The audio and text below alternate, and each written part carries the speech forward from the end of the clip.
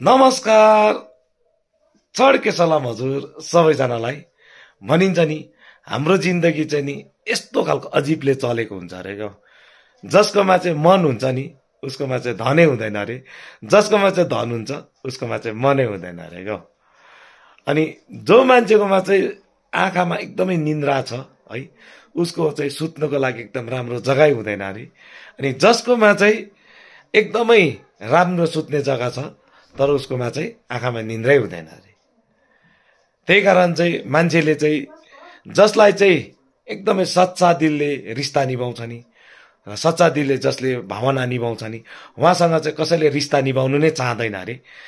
त्यस्तो मान्छेसँग रिस्ता निभाउनु चाहन्छ अरे क्या हामीले चाहिँ, जसलाई चाहिँ उसको कदरै हुँदैन अरे क्या। अनि त्यही कारण चाहिँ भनिन्छ जसको पेटमा एकदमै भोक हुन्छ है, भोक लागिरहेको हुन्छ तर उसकोमा चाहिँ खानेकुरा केही पनि हुँदैन अरे, र जसकोमा चाहिँ खानेकुरा प्रशस्तै हुन्छ उसकोमा चाहिँ भोक चाहिँ भुँडीमा भोकै हुँदैन अरे क्या। त्यही कारण चाहिँ भनिन्छ जसले पनि हामीले चाहिँ कसैले चाहिँ के गर्छ अरे भन्दाखेरि आफ्नो खानेकुरा चाहिँ कसैलाई दिएर खुसी बनाउन चाहन्छ भने कसै कसै चाहिँ यस्तो हुन्छ अरे कि म मात्रै खान्छु भनेर सबै नाता तोडेर जान्छ अरे क्या।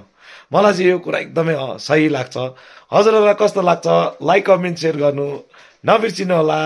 नमस्कार, चढ्के सलाम हजुर सबैजनालाई फेरि पनि।